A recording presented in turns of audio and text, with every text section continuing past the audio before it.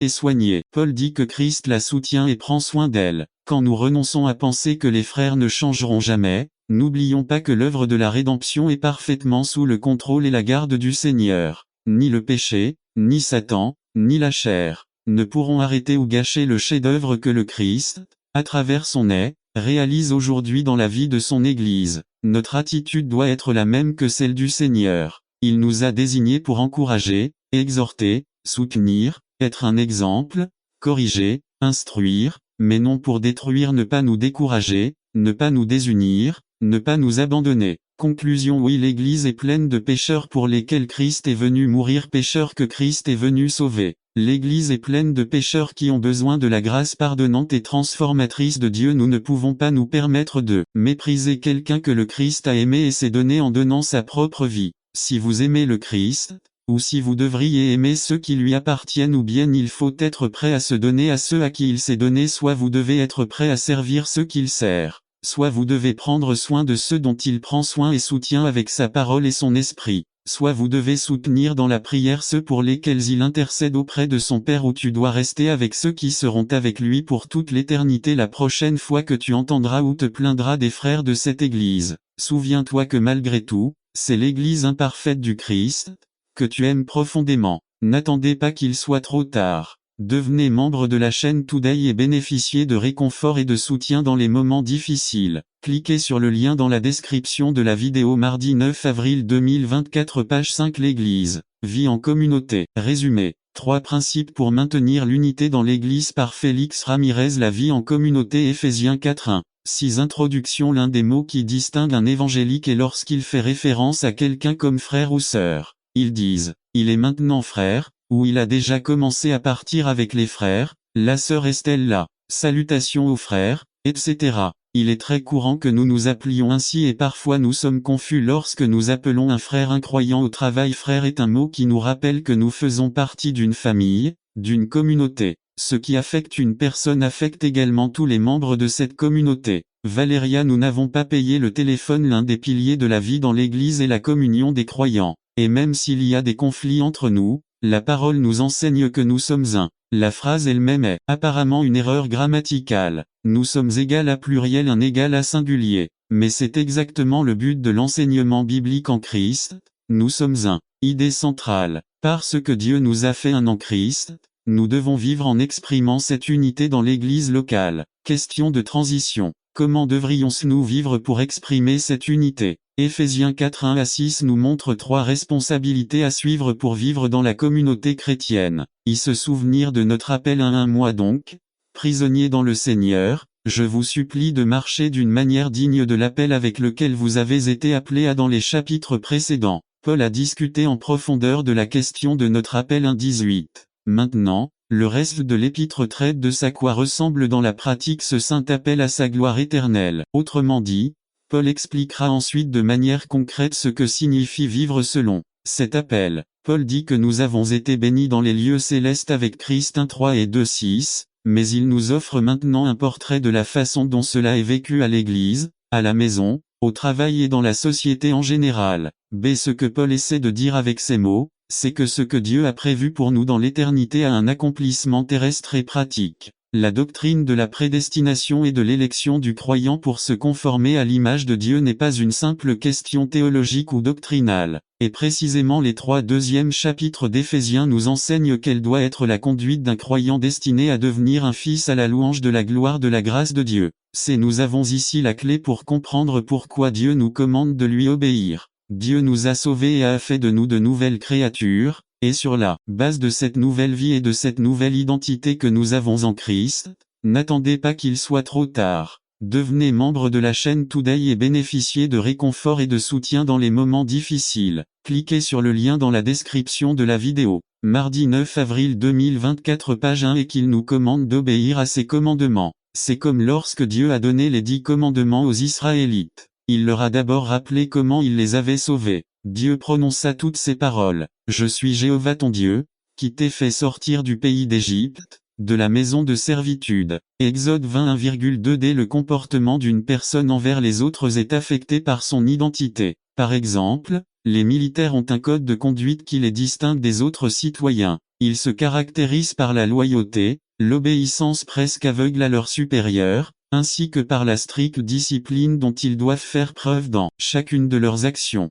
De même, les personnalités royales, en raison de leur identité en tant que personnes différentes, doivent se comporter d'une manière qui reflète et honore leur statut. Et c'est exactement ce que le Seigneur nous enseigne dans ce verset. Par la grâce du Seigneur nous avons une nouvelle relation avec Dieu, nous avons été amenés à louer la gloire de la grâce de Dieu 1. Nous avons une nouvelle vie et nous sommes une nouvelle création 2, nous faisons partie d'une nouvelle communauté 3. Et c'est pourquoi nous avons le grand honneur d'honorer notre appel en vivant en harmonie et dans l'unité entre nos frères. La deuxième responsabilité se trouve dans les V2,32. Efforcez-vous de maintenir l'unité 2,32 en toute humilité et douceur, supportant patiemment les uns les autres dans l'amour. 3. Désireux de conserver l'unité de l'esprit dans le lien de la paix. À l'enseignement de ce passage est clair pour comprendre. C'est à votre tour de prendre soin de l'Église. L'unité de l'Église est si importante que le Nouveau Testament en parle plus que le paradis ou l'enfer. Dieu désire profondément que nous expérimentions l'unité et l'harmonie les uns avec les autres.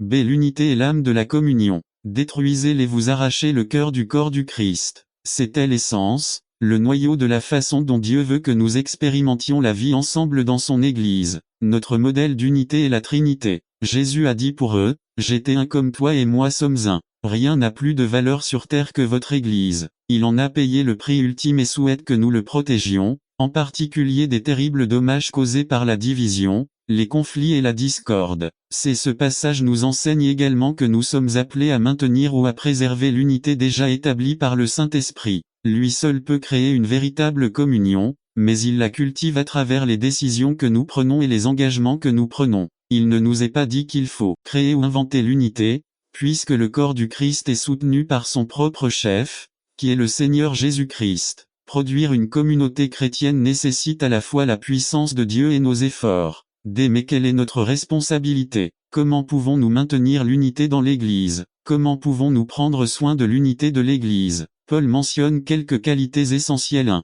Humilité. L'humilité est ce qui chasse l'arrogance et l'orgueil. Nous avons besoin d'humilité pour pouvoir développer une conception correcte de nous-mêmes. Nous avons tendance à nous considérer plus haut que nous ne devrions le penser. Si nous sommes honnêtes, au fond de nous, nous nous considérons meilleurs que les autres, surtout lorsque nous voyons les défauts de quelqu'un ou lorsque nous critiquons les autres. De la même manière, nous avons besoin d'humilité pour reconnaître que nous avons commis des erreurs et que nous devons admettre nos propres fautes. Mais souvent, ce que nous faisons, c'est entraver nos relations parce que nous commençons à justifier nos défauts et cela ne fait que compliquer encore plus les choses. N'attendez pas qu'il soit trop tard. Devenez membre de la chaîne Today et bénéficiez de réconfort et de soutien dans les moments difficiles. Cliquez sur le lien dans la description de la vidéo mardi 9 avril 2024 page 2.2. La douceur c'est une attitude du cœur qui stoppe nos réactions violentes et impulsives. Nous réagissons de manière impulsive lorsque les autres ne parlent pas gentiment, lorsqu'ils nous abordent de manière grossière et impolie,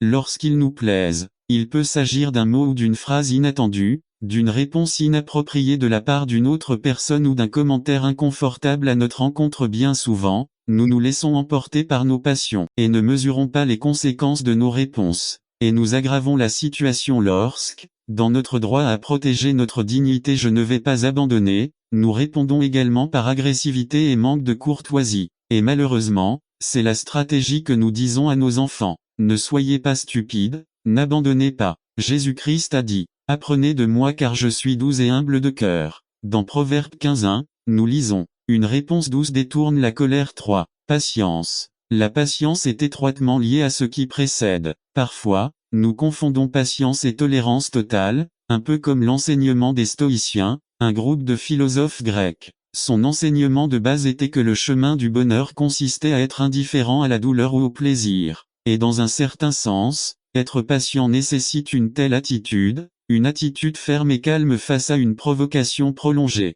Un jour, un tableau a attiré mon attention dans lequel un chien chihuahua aboyait énergiquement, mais inutilement, contre un Saint-Bernard, qui semblait aveugle et sourd à l'autre chien. Cependant, je pense qu'il y a bien plus que cela. La patience doit s'accompagner de notre reconnaissance de la manière dont Dieu traite les pécheurs. La Bible dit à 3 reprises, Jéhovah est miséricordieux, lent à la colère et riche en miséricorde. Commentez ce que dit l'original en hébreu au nez large. Bien sûr, il est décevant de voir que mon frère ne vit pas comme Dieu l'attend. Bien sûr, il est frustrant d'être déçu surtout par ceux d'entre nous qui sont dans l'Évangile depuis plus longtemps. Mais c'est là que nous devons nous rappeler que dans le corps du Christ, tout le monde, sans exception, est dans un processus de transformation. Phil 6. Dire que nous sommes dans un processus devrait nous aider à comprendre que ce n'est pas le cas, mais j'ai obtenu la victoire définitive concernant une tentation ou un péché. Et cela concerne aussi nous-mêmes. C'est comme regarder une vilaine chenille et se plaindre de sa laideur. Quelqu'un nous dirait qu'il est vrai qu'une chenille n'a rien d'agréable, mais que ce n'est qu'une question de temps avant qu'elle ne se transforme en un magnifique papillon.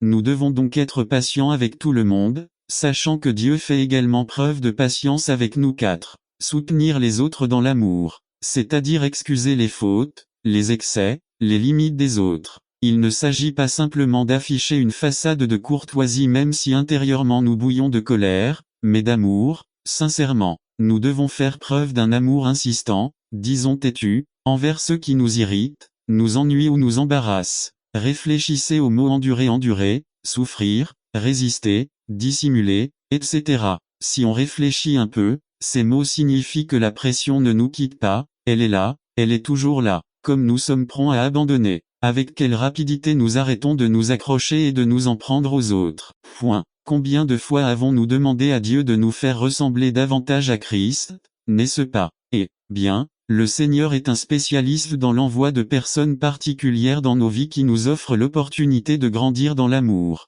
Nous n'apprenons pas à pardonner si nous ne sommes jamais offensés en quoi que ce soit. Intime 4. Exercez-vous pour la piété. La vie chrétienne s'apparente davantage à un exercice spirituel. Elle demande persévérance et continuité. Cet effort pour conserver, pour faire ce qui est en notre pouvoir pour maintenir l'unité, doit être ferme et cohérent. En d'autres termes, nous ne devons pas renoncer à maintenir cette unité du corps du Christ. Cela demande des efforts. Lorsque nous sommes en conflit avec quelqu'un, nous avons tendance à ne pas attendre qu'il soit trop tard. Devenez membre de la chaîne Today et bénéficiez de réconfort et de soutien dans les moments difficiles. Cliquez sur le lien dans la description de la vidéo. Mardi 9 avril 2024 page 3. Abandonne trop vite. Autrement dit, nos tentatives de réconciliation sont très faibles. Parlant d'un conflit avec une autre sœur, une femme a dit au pasteur: j'ai déjà essayé de me réconcilier avec elle mais elle ne voulait pas. Le pasteur lui a demandé exactement ce qu'elle avait fait et elle a répondu bien après le service: je suis resté aux côtés de la sœur porte où elle devait sortir et je pensais que si elle voulait se réconcilier avec moi,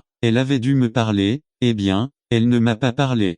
Le maintien de l'unité nécessite une forte dose de plans concrets pour être attentif aux éventuelles menaces contre l'unité. Et ce n'est pas facile. Cela nécessitera sûrement remercier Dieu pour les frères qu'il vous a donnés. Soyez réaliste quant à vos attentes. Après avoir appris quel est l'idéal de Dieu pour la vie de l'Église, il est très tentant de se laisser décourager par ce qui est réel dans l'Église. Cependant, nous devons aimer l'Église malgré ses imperfections. Un signe évident d'immaturité est d'aspirer à l'idéal tout en critiquant amèrement le réel. D'un autre côté, nous commettons également des erreurs si nous nous contentons de la réalité sans chercher à atteindre l'idéal. Le croyant doit vivre au milieu de cette tension. Je le répète encore une fois, il y a et il y aura des croyants qui nous laisseront tomber, mais cela ne doit pas être une excuse ou un obstacle pour ne pas les aimer. Mais au contraire, c'est précisément pour cette raison que nous devons les aimer davantage. Je pense que chaque église devrait mettre un panneau indiquant il n'est pas nécessaire d'être parfait pour faire partie de cette église. Ce lieu est ouvert aux personnes qui s'avouent pécheurs et qui ont besoin de la grâce et de la puissance de Dieu pour se transformer. 3. Ne faites pas attention aux potins. Quand quelqu'un commence à nous raconter des potins, demandons poliment qu'il ne nous en dise pas plus, ou demandons-lui s'il a la permission de cette personne pour nous en parler.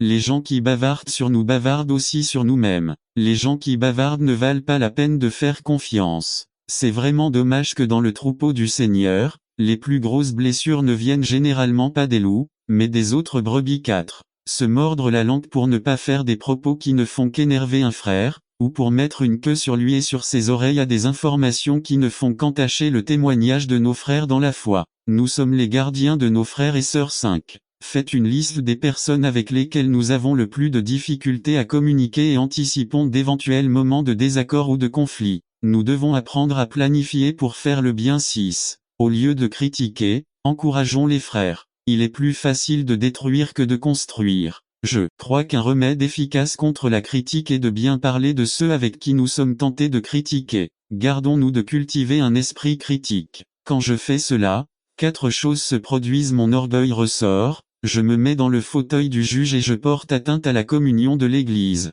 Et le pire du coup, ma communion avec Dieu est entravée. 7. Pratiquons les étapes bibliques pour restaurer la communion avec nos frères. Matthieu 18.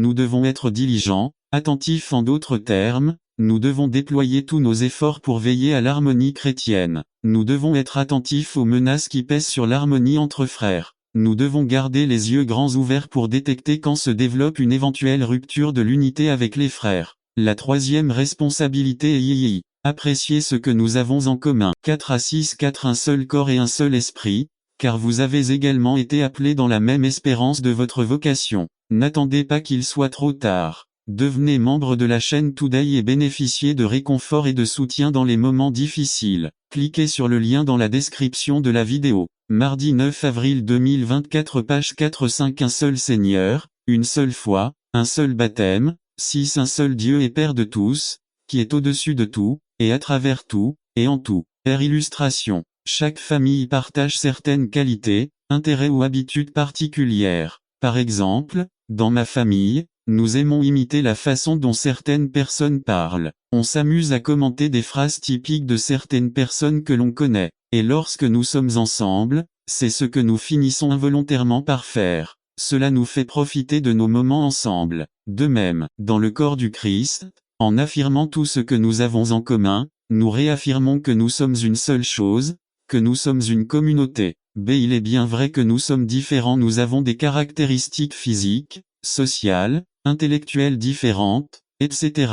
Cependant, après avoir lu attentivement ce passage, je crois que nous devrions adopter une attitude plus favorable à l'égard de ce que nous avons en commun. Paul énumère cette bénédiction que tous les croyants en Christ partagent, et pas seulement avec ceux de cette Église, mais aussi avec d'autres croyants à travers le monde. Un corps, différents degrés d'intelligence, différents styles de faire les choses, mais le corps est un. Il me semble que dans notre culture chrétienne, nous mettons trop l'accent sur une relation personnelle avec Dieu. On dit que le salut est individuel, que la vie en communion avec Dieu est individuelle, que le culte dépend de chacun, etc.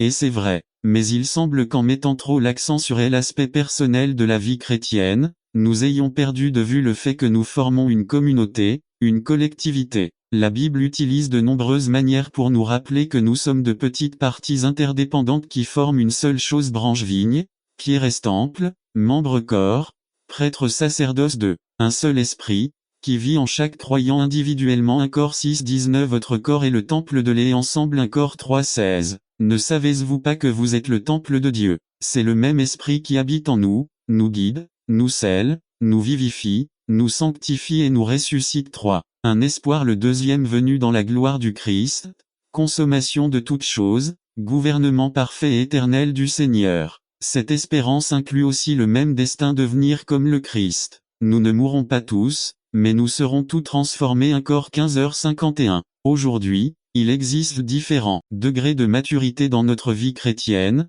mais lorsque le Seigneur viendra, nous aurons tous un caractère semblable à celui du Christ. 4. Un Seigneur. Nous ne devons honneur, gloire, louange et adoration qu'à un seul Seigneur. 5. Une foi. Un corps unique d'enseignement, donné par le Christ et les apôtres. Le salut par la foi seule, par la grâce seule, par Christ seul, ayant seulement les Écritures comme autorité maximale. Il semble que l'existence de confession constitue un obstacle à la clarté de cette vérité. Mais cela ne m'inquiète plus, car quand le Christ viendra, cela disparaîtra et nous marcherons en parfaite harmonie. Je n'ai aucune idée de ce que le Seigneur lui fera, mais je sais que nous vivrons en parfait accord. 6. Un baptême. Cela signifie la même manière de démontrer publiquement notre appartenance au peuple de Dieu, par le baptême d'eau, illustrant l'effacement de nos péchés au nom de la Trinité, illustrant que le Père, le Fils et lui participent à notre rédemption. 7. Un Dieu. Chaque enfant de Dieu reconnaît un seul Dieu et Père de tous les rachetés. Surtout le souverain suprême de l'univers pour tous agit à travers tout, utilisant tout pour atteindre ses objectifs en tout il habite en chaque croyant, et est présent en chaque lieu à la fois. C'est au lieu de regarder nos différences, concentrons-nous mieux sur toutes ces choses que nous partageons en tant qu'enfants de Dieu avec nos frères et efforçons-nous d'apprécier ces liens qui nous maintiennent unis et dans la même équipe. N'attendez pas qu'il soit trop tard. Devenez membre de la chaîne Today et bénéficiez de réconfort et de soutien dans les moments difficiles. Cliquez sur le lien dans la description de la vidéo. Mardi 9 avril 2024 page 5 Conclusion. Nous avons considéré 3 responsabilités que nous devons assumer pour vivre harmonieusement dans notre communauté chrétienne. Souvenons-nous de notre vocation, efforçons-nous de maintenir l'unité, apprécions ce que nous avons en commun. Chacune d'elles nous rappelle notre propre engagement à participer activement à la vie de l'Église. Réfléchissons à ce que Dieu nous a fait être, valorisons ce que nous avons ensemble et agissons fermement dans l'obéissance pour maintenir l'unité par la paix. Tel est le désir de notre Seigneur Jésus Christ. Écoutons ces paroles pendant que nous prions pour les croyants du monde entier avant d'aller à la croix. Jean 17:20 Mais je ne prie pas seulement pour ceux-là, mais aussi pour ceux qui le voudront. Croyez en moi par leurs paroles. 21 Afin qu'ils soient tout un comme toi, Père, tu es en moi et moi en toi, afin qu'eux aussi soient un en nous, afin que le monde croie que tu m'as envoyé. 22 Je leur ai donné la gloire que tu m'as donnée, afin qu'ils soient un, comme nous sommes un. 23 Moi en eux et toi en moi, afin qu'ils soient parfaitement unis, afin que le monde sache que tu m'as envoyé et que tu les as aimés comme tu m'as aimé. Comme nous pouvons le constater, de nombreux enjeux sont en jeu lorsqu'on considère l'unité des croyants. Dieu regarde, tout comme le monde. N'attendez pas qu'il soit trop tard. Devenez membre de la chaîne Today et bénéficiez de réconfort et de soutien dans les moments difficiles. Cliquez sur le lien dans la description de la vidéo. Mardi 9 avril 2024 page 6 Ne durcissez pas votre cœur. Résumé. L'adoration et l'obéissance sont 2 devoirs du chrétien qui ne doivent pas être séparés. Par Félix Ramirez. Adoration et obéissance. Psaume 95 1-11 Introduction. Un passage qui a été mal divisé. Nous essayons d'adorer, mais nous oublions ce que l'adoration nécessite réellement. Nous devons adorer le Seigneur avec un cœur humble. 2,6 A C'est un appel que nous recevons de Dieu. Les verbes sont à l'impératif. Venez 2x, acclamons, chantons, prosternons-nous, etc. Les croyants sont appelés par Dieu à l'adorer. Pourquoi l'adoration de Dieu est-elle un ordre? Parce que notre inclination naturelle est de nier Dieu de quelque manière que ce soit. Si nous étions livrés à nous-mêmes, nous choisirions de faire autre chose. Il est vrai que nous nous préparons à venir l'adorer, mais c'est toujours en réponse à son appel initial que Dieu transforme nos cœurs afin que son adoration devienne de plus en plus volontaire. Rappelons qu'il recherche des adorateurs. Jean 4. B. L'attitude fondamentale du cœur. Les verbes se prosterner et s'agenouiller indiquent une attitude d'humilité de la part de celui qui adore. Ces postures physiques sont très importantes pour comprendre 2 aspects fondamentaux du culte. Premièrement, il rappelle la nature du culte. Il s'agit d'un hommage rendu à une personne plus âgée, à quelqu'un de supérieur. L'adoration est une reconnaissance de la grandeur de quelque chose, ou de quelqu'un dans ce cas. Pour ce faire, le psalmiste qui dans le livre des Hébreux nous dit qu'il est David nous donne quelques informations de base sur la grandeur de Dieu dans le VRSS 3-5. Car Jéhovah est un grand Dieu, le grand roi de tous les dieux. Les profondeurs de la terre sont entre ses mains et les hauteurs des montagnes sont à lui. La mer est aussi à lui, car il l'a créée, et ses mains ont formé la terre ferme. David nous dit en résumé que Dieu mérite d'être adoré car tout ce qui a été créé lui appartient parce qu'il l'a fait. David utilise comme argument la puissance, la majesté d'un Dieu qui a fait les cieux et la terre. Les psaumes regorgent de descriptions du monde créé comme témoignage de la puissance infinie de Dieu et comme raison impérieuse de le reconnaître et de le proclamer. Mais David nous offre davantage de raisons d'adorer Dieu. Dans la réalité virtuelle 6 et 7 nous disent agenouillons-nous devant Jéhovah notre Créateur, parce qu'il est notre Dieu. Nous, le peuple de votre pays, n'attendez pas qu'il soit trop tard. Devenez membre de la chaîne Today et bénéficiez de réconfort et de soutien dans les moments difficiles. Cliquez sur le lien dans la description de la vidéo. Mardi 9 avril 2024 page 1 Prairie, et mouton dans sa main maintenant, l'accent est mis sur notre petitesse évidente. Le culte a pour valeur ajoutée la reconnaissance de qui nous sommes réellement devant le Créateur, des créatures devant le roi, les sujets devant le berger, brebis de sa main. Personne ne contredirait l'évidence qui découle de l'adoration de Dieu, c'est-à-dire la reconnaissance de la grandeur de Dieu. Mais à notre époque où nous avons développé une conception exagérée de qui nous sommes, le culte sert d'antidote à nos illusions de grandeur. En adorant, pour ainsi dire, nous retrouvons notre vraie taille. Deuxièmement, cette posture physique indique également la posture spirituelle du cœur. D'adoration. L'adoration, ce n'est pas seulement chanter, ce n'est pas seulement exprimer des vérités profondes sur Dieu avec des paroles émotionnelles, mais c'est essentiellement une soumission à sa volonté, c'est un renoncement à nous-mêmes, c'est une acceptation du pouvoir qu'il possède pour gouverner, diriger et même disposer de nos vies. L'adoration a très peu à voir avec les aspects physiques, tels que le ton, le volume, voire la qualité de la voix de l'adorateur. Bien sûr, il faut être prudent, puisqu'il s'adresse au Seigneur. Mais l'accent n'est pas là, car le Seigneur a plusieurs fois déclaré à son peuple, « Ce peuple s'approche de moi de sa bouche et m'honore de ses lèvres, mais son cœur est loin de moi et sa crainte de moi ne l'est pas plus qu'un commandement des hommes qui leur a été enseigné. » Isaïe 29, 13. Les cris, les applaudissements, les instruments, le volume élevé, les mains levées, la beauté des paroles, etc. sont également inutiles, si notre cœur, ce qui est au plus profond de notre être, n'est pas soumis à la volonté de Dieu. Et comme il est facile d'adorer Dieu superficiellement, c'est pour tout cela qu'il est de la plus haute importance que chaque fois que nous nous trouvons dans un moment spécifique de culte, que ce soit en privé ou en congrégation, nous nous concentrions sur ces deux aspects à reconnaître que nous sommes devant quelqu'un infiniment supérieur à nous,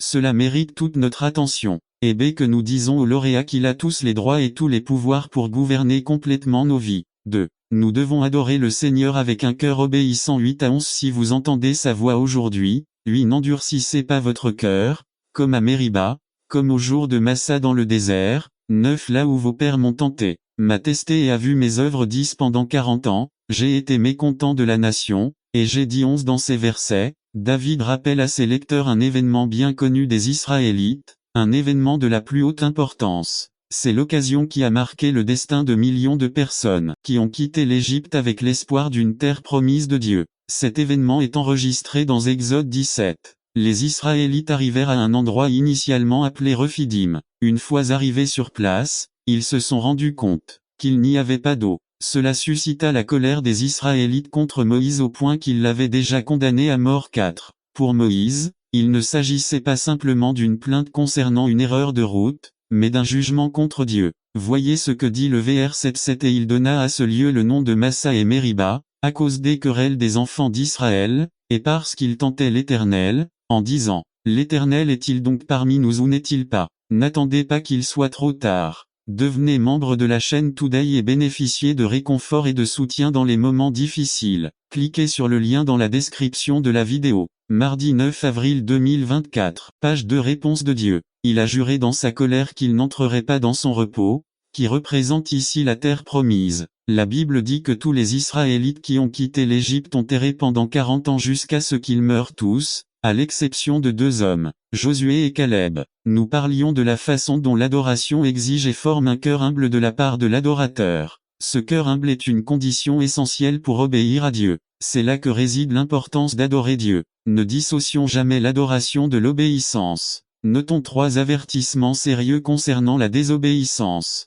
À la désobéissance est le produit d'un cœur dur. La Bible nous met en garde contre le danger latent de développer un cœur dur et incrédule. Et 3, 12,13-12 Prenez garde, frères, qu'il n'y ait chez aucun de vous un cœur mauvais et incrédule pour s'éloigner du Dieu vivant. 13 Mais exhortez-vous les uns les autres chaque jour, pendant qu'il est dit, aujourd'hui afin qu'aucun de vous ne s'endurcisse par la tromperie du péché. Remarquez la raison pour laquelle un cœur finit par devenir dur, insensible la tromperie du péché. Nous nous trompons en croyant que désobéir une fois ne nous affectera pas tellement. Par conséquent, nous nous trompons en arrêtant de lire la Bible en pensant que ce n'est pas si grave en arrêtant de confesser quotidiennement nos fautes et nos péchés à Dieu en arrêtant de nous réunir régulièrement en ne respectant pas les commandements clairs de la Bible en cessant de gérer nos finances et nos biens matériels pour honorer Dieu en cessant de nous soumettre à l'autorité de ceux qui sont au-dessus de nous etc. Un cœur dur n'est pas le résultat d'un changement radical du jour au lendemain mais de petites désobéissances, qui se font de plus en plus avec plus de finesse, avec plus de soin. Quelle est la solution de Dieu? Écoutez sa voix, car en l'entendant, nous avons la seule option pour lui obéir. B. La désobéissance est une attaque sérieuse contre Dieu. Regardez la version de Dieu de cet événement. Ils m'ont tenté, ils m'ont mis à l'épreuve, ils m'ont mis à la place des accusés. Pendant 40 ans, J'ai été en colère contre eux. C'était un procès contre Dieu, dans lequel il était coupable de ne pas avoir tenu ses promesses. Ce que ces gens n'ont pas vu, c'est que ceux qui étaient sur le banc des accusés, c'était précisément eux. C'est la désobéissance révèle un cœur rebelle, c'est un peuple dont le cœur est errant et qui n'a pas connu mes voies. Paul le dit ainsi dans Romains 3, 11 à 12 11 Il n'y a personne qui comprenne, il n'y a personne qui cherche Dieu 12 Ils se sont tous détournés, ensemble ils sont devenus inutiles il n'y a personne qui fasse le bien. Il n'y en a même pas un Isaïe l'avait dit ainsi 6 Nous nous sommes tous égarés comme des brebis, chacun s'est tourné vers sa propre voie. Nous sommes comme le guide de ma voiture si j'arrête de la tenir, elle vire d'un des deux côtés. Nous sommes n'attendez pas qu'il soit trop tard. Devenez membre de la chaîne aujourd'hui et recevez réconfort et soutien dans les moments difficiles. Le lien de description de la vidéo mardi 9 avril 2024 page 3 Facilement séduit et attiré par le sort du péché dès la désobéissance attire le jugement de Dieu. Des millions d'Israélites sont morts dans le désert. Ils n'ont pas atteint la terre promise. Ils sont morts sous le jugement d'un Dieu en colère, précisément parce qu'ils n'avaient pas été obéis. L'auteur de la lettre aux Hébreux conclut par ces mots. Hébreux 3, 16-4, 3-16 Qui étaient ceux qui, après avoir entendu, l'irritèrent. Tous ceux qui ont quitté l'Égypte ne sont-ils pas par la main de Moïse 17 Et contre qui fut-il mécontent pendant 40 ans? N'étaient-ce pas ceux qui ont péché, dont les corps sont tombés dans le désert 18 Et à qui a-t-il juré qu'ils n'entreraient pas dans son repos, sauf ceux qui désobéissaient 19 Et nous voyons qu'ils ne pouvaient pas entrer à cause de leur incrédulité. Craignons donc que tant que la promesse d'entrer dans son repos demeure, aucun d'entre vous ne semble ne pas l'avoir atteinte d'eux car la bonne nouvelle a été annoncée à nous comme à eux. Mais cela ne leur servait à rien d'entendre la parole, parce qu'elle n'était pas accompagnée de foi chez ceux qui l'entendaient 3 Mais nous qui avons cru, entrons dans le repos. Ce repos est le repos éternel dont nous jouirons un jour à côté du Christ. Craignons, voyons cet exemple terrible de la façon dont Dieu jugeait les désobéissants, ceux qui séparaient l'adoration de l'obéissance. Conclusion 11 Essayons donc d'entrer dans ce repos, afin que personne ne tombe dans un tel exemple de désobéissance douce car la parole de Dieu est vivante et active, et plus tranchante qu'une épée à deux tranchants et pénètre jusqu'à la division de l'âme et de l'esprit, des articulations et de la moelle, et discerne les pensées et les intentions du cœur 13 Et il n'y a aucune chose créée qui ne soit manifestée en sa présence mais tout est nu et ouvert aux yeux de celui à qui il faut rendre compte. Hébreux 4, 11 à 13 La même parole de Dieu à laquelle nous résistons et qui finalement nous juge, est la même qui révèle nos véritables intentions et pensées mais c'est aussi celui-là qui peut nous éclairer et nous annoncer la grâce du Christ pour nous repentir. Quels sont les domaines de votre vie dans lesquels vous avez reporté votre obéissance à Dieu? Comme nous le voyons dans un Djinn, l'une des preuves irréfutables de notre nouvelle vie en Christ est de pratiquer la justice, ce qui revient à vivre dans l'obéissance aux commandements de Dieu. N'attendez pas qu'il soit trop tard. Devenez membre de la chaîne Today et bénéficiez de réconfort et de soutien dans les moments difficiles. Cliquez sur le lien dans la description de la vidéo mardi 9 avril 2024 page 4 Entendre et faire résumé. Non seulement des auditeurs, mais des pratiquants de la parole par Félix Ramirez Entendre et faire Jacques 1, 19 à 27 Introduction Nous sommes convaincus que la Bible est notre seule règle de foi et de pratique depuis quand Dieu nous a-t-il laissé sa parole. La parole du Seigneur, désormais sous forme de livre, nous a été donnée, à nous les humains, depuis le Jardin d'Éden, c'est-à-dire avant même la commission du premier péché les raisons aux créations. Dieu ne nous a pas créés pour vivre cette vie sans sa direction ou tomber. Le péché qui habite nos vies nous empêche d'obéir à Dieu aux rédemptions. Même si nous sommes sauvés et que le péché a été vaincu, il réside toujours en nous. Proposition. En raison de notre condition déchue, Dieu nous a donné sa parole pour nous transformer. Question. Comment pouvons-nous bénéficier du pouvoir transformateur de la parole? Entendre et faire ce qu'il dit dans sa parole. Tout d'abord y écoutons ce que Dieu dit. Question. Quelle devrait être notre attitude lorsque nous nous approchons pour entendre la voix de Dieu? Avec un sentiment profond de notre propre besoin spirituel. Y explication. James nous propose rapidement 4 domaines concrets dans lesquels nous échouons dans la vie quotidienne, et qui nous rappellent que nous sommes des personnes désespérément nécessiteuses spirituellement. Nous ne faisons pas preuve de maîtrise de soi. Lorsque nous parlons plus que nous n'écoutons, nous révélons un souci égoïste d'être entendus. Nous donnons l'impression que nos idées sont plus importantes que celles des autres.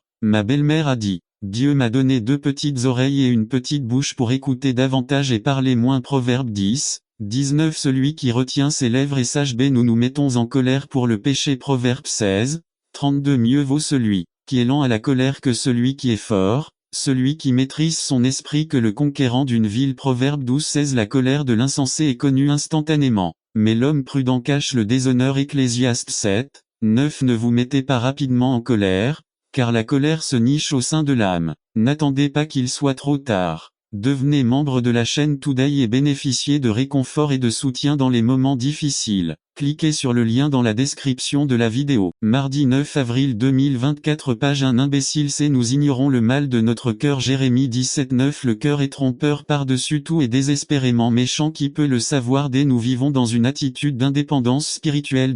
Illustration. Lecture du menu dans un restaurant. Entendre la parole du Seigneur en étant conscient de notre condition pécheresse est semblable à lorsque nous avons faim et que nous lisons le menu. Pratiquement tout ce que nous regardons nous semblera attrayant. Nous imaginons que les plats et notre désespoir de manger le rendront attrayant. Nous désirons tout ce qu'il dit. Application. De la même manière, Dieu veut que nous abordions sa parole, avec un désir intense d'être spirituellement satisfait. Comment se manifeste notre faim et notre soif d'entendre la parole de Dieu? Comment se déroule votre lecture de la Bible? Quelle quantité de littérature chrétienne achetez-vous? Quelle part de la musique que vous écoutez contient des messages chrétiens? Lorsque vous venez au temple, êtes-vous prêt à écouter un message pour vous? Êtes-vous disposé à entendre Dieu parler d'un ou plusieurs domaines de votre vie où vous avez besoin de sa direction? C'est que faites-vous du message ou de l'enseignement reçu? Que faites-vous pour la garder dans votre cœur? Prenez-vous des notes de ce que vous lisez ou entendez? À quelle fréquence apportez-vous intentionnellement la parole de Dieu à votre cœur? Avec un profond sentiment d'espoir. Explication à le cynisme des gens face à la possibilité d'un changement. Il y a des gens qui font des efforts pour changer leur comportement, mais il semble que tout ce qu'ils ont essayé est inutile et ils ont sombré dans la défaite et, pire encore, dans l'attitude de ne pas pouvoir mener une vie victorieuse. Cependant, le croyant n'a pas à sombrer dans l'océan du désespoir, car l'évangile est la réponse de Dieu à notre condition déchue. L'espoir se trouve dans l'évangile, le pouvoir de transformer des vies. L'évangile n'est pas seulement une nouvelle façon de comprendre la Bible, une autre façon d'aller au paradis, mais c'est la puissance de Dieu. Romains 16 L'évangile est la puissance de Dieu pour le salut, pour sauver les pécheurs de la damnation éternelle, sanctifier et produire le caractère du Christ dans nos vies. Illustration. Allez voir le médecin dans l'espoir d'entendre parler de l'amélioration de votre maladie. C'est comme si on effectuait une analyse après une période de traitement. Allons voir le médecin avec le n'attendez pas qu'il soit trop tard. Devenez membre de la chaîne Today et bénéficiez de réconfort et de soutien dans les moments difficiles. Cliquez sur le lien dans la description de la vidéo. Mardi 9 avril 2024 Page 2 J'espère que nous avons guéri. Je travaille à perdre des kilos, et demain je vais me peser pour voir mes progrès sur le régime. Cela m'encourage à aller voir les kilos que j'ai perdus. Je vais lire l'échelle dans l'espoir de savoir jusqu'où j'ai progressé. Application. De la même manière, Dieu veut que nous nous rapprochions de l'écoute de sa voix avec l'espoir d'être transformés par elle. Dans le livre d'Isaïe, le Seigneur lui-même nous rappelle que sa parole ne lui reviendra pas vide, sans avoir accompli ce qu'il désire et atteint le but pour lequel il l'a envoyé. Ésaïe 55:11b Alors, comment cela devrait-il affecter votre attitude face au message de Dieu? Lorsque vous ouvrez la Bible ou écoutez un message ou un cours biblique, êtes-vous prêt à être transformé ou simplement à être informé? Votre question est, que dois-je changer? Ou simplement quelle nouvelle chose vais-je savoir? C'est penser aux années ou aux mois qui se sont écoulés depuis que vous avez commencé à entendre l'évangile. Êtes-vous plus sain ou plus intelligent? Avez-vous développé une haine accrue envers le péché dans votre propre vie ou avez-vous simplement augmenté votre connaissance de la Bible? Obéissons à ce que Dieu dit, c'est simple. Peu de choses sont aussi claires à comprendre dans la Bible que ce commandement. Faites ce que dit le Seigneur. C'est vrai qu'il y a des enseignements difficiles à comprendre, mais dans les choses fondamentales et essentielles, il ne s'agit pas de manque de compréhension, mais d'obéissance. Il est sage. Jésus a dit que quiconque entend mais n'obéit pas à sa parole est comme un homme insensé qui construit une maison mais oublie d'en poser les fondations. L'ensemble du bâtiment ne vous est d'aucune utilité, c'est logique. La métaphore d'aller au miroir, on y regarde pour découvrir les défauts les plus évidents, dans le but d'effectuer les changements nécessaires. Pensez aux fois où vous avez quitté la maison avec un bouton mal fait, ou sans vous peigner, ou avec des femmes sans retirer un tube de leur tête. En termes généraux, la religion est une question de cohérence entre ce que nous savons et ce que nous faisons. Ensuite, Jacques nous propose 4 tests pour déterminer si notre religion est vraie. Authentique souligne l'importance de mettre en pratique ce que nous entendons de la parole du Seigneur. Il ne sert à rien d'entendre si cela n'affecte pas notre degré d'obéissance à cela. 25 jeudi. Parce que l'obéissance révèle notre véritable disposition et notre véritable amour à son égard. 2. C'est comme un garçon demandant à une jeune femme qui est amoureuse de lui si elle l'accepterait comme petite amie. Elle dit qu'elle serait ravie et il dit « Oh, bien, je voulais juste savoir ». Il ne sert à rien d'entendre si cela n'affecte pas nos stratégies de communication. 26 parce que la communication révèle la maîtrise de soi. 2. Êtes-vous connu pour prononcer des mots qui construisent ou détruisent? Êtes-vous connu pour écouter plus que vous ne parlez? Yves. Dans quelle mesure faites-vous confiance aux personnes qui vous connaissent pour vous approcher en raison de vos réactions? N'attendez pas qu'il soit trop tard. Devenez membre de la chaîne Today et bénéficiez de réconfort et de soutien dans les moments difficiles. Cliquez sur le lien dans la description de la vidéo. Mardi 9 avril 2024 page 3. Êtes-vous reconnu pour vos réactions impulsives et colériques, ou pour votre sérénité et votre prudence? Il est inutile d'entendre si cela n'affecte pas notre service aux autres. 27 parce que le service révèle l'amour des autres. 2. Quel est votre sentiment de compassion envers ceux qui sont dans le besoin? Conclusion. Cherchons à écouter de différentes manières.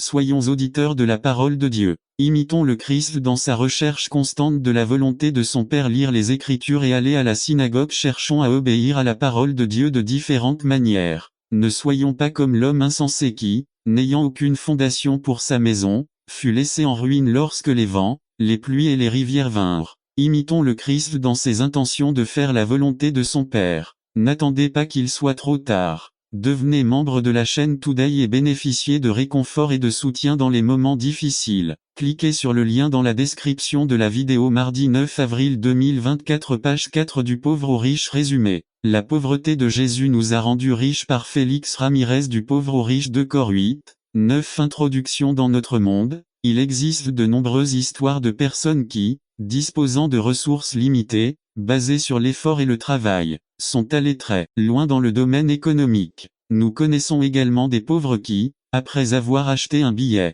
de loterie, sont devenus millionnaires du jour au lendemain. Ce sont des gens pauvres qui deviennent riches. Il existe également de nombreuses anecdotes de personnes possédant beaucoup d'argent qui, parce qu'elles l'ont dilapidé ou mal investi ou simplement à cause d'un malheur, ont perdu tout leur argent et se sont retrouvés à la rue. Ce sont des gens riches qui deviennent pauvres. Enfin, nous connaissons des cas dans lesquels des personnes altruistes ont aidé des personnes aux ressources limitées à atténuer leurs problèmes économiques. Il s'agit de riches qui aident les pauvres. Mais jusqu'à présent, nous ne connaissons personne qui, pour enrichir les autres, ait dû devenir pauvre. Nous sommes tout prêts à aider ceux qui en ont besoin, à condition que notre condition ne soit pas affectée. Mais une façon de comprendre ce qui s'est passé le premier Noël est de regarder ce que 2 Corinthiens 8-9 nous dit à propos de notre Seigneur Jésus-Christ. Vous connaissez la grâce de notre Seigneur Jésus-Christ, qui, bien qu'il fût riche, à cause de vous, est devenu pauvre, afin que par votre pauvreté vous deveniez riches. En un seul verset, l'apôtre nous donne une énorme leçon sur la signification de Noël. Jésus-Christ était riche avant de venir sur terre. Il était riche de par son statut de Dieu. Au commencement était la parole était avec Dieu et la parole était Dieu. C'était au commencement avec Dieu. Laissez en vous cette pensée qui était aussi en Jésus-Christ. Lui, étant sous la forme de Dieu, ne considérait pas l'égalité avec Dieu comme une chose à saisir. JN 1-3. Col 1, 16. La richesse à laquelle Paul fait référence est la gloire et l'honneur dont notre Seigneur jouissait depuis l'éternité aux côtés de son Père. Jésus a parlé de la gloire qu'il avait avant de venir dans le monde. Il était riche en tant que Seigneur et propriétaire de toutes choses ont été faites par lui, et sans lui rien de ce qui a été fait. Jean 1, 3. Le Christ est l'image du Dieu invisible, le premier-né de toute la création, car en lui toutes choses ont été créées, celles du ciel et celles de la terre, visibles et invisibles. Soyez des trônes, soyez des dominations, soyez des principautés, soyez des puissances. Tout a été créé par lui et pour lui. Et il est avant toute chose, et en lui toute chose subsiste. Col 1, 16. N'attendez pas qu'il soit trop tard. Devenez membre de la chaîne Today et bénéficiez de réconfort et de soutien dans les moments difficiles. Cliquez sur le lien dans la description de la vidéo. Mardi 9 avril 2024 page 1. Il était le créateur de tout et en tant que créateur il avait droit à toute chose, et avait à sa disposition tout ce qui existe. Jésus avait le droit absolu sur tout ce qui existe du simple fait d'avoir été le créateur de tout. Et ce droit s'étendait sur tout l'or, l'argent, les diamants, les perles sur toutes les terres, sur tous les trésors des océans, sur toutes les planètes, etc. La quantité et l'étendue de sa richesse ne peuvent être mesurées que par l'étendue de sa domination sur l'univers. Alors, quelle richesse possède un homme ou tous les hommes, ensemble qui puisse être comparée à la richesse de celui qui possède l'or, l'argent et les animaux qui se trouvent sur des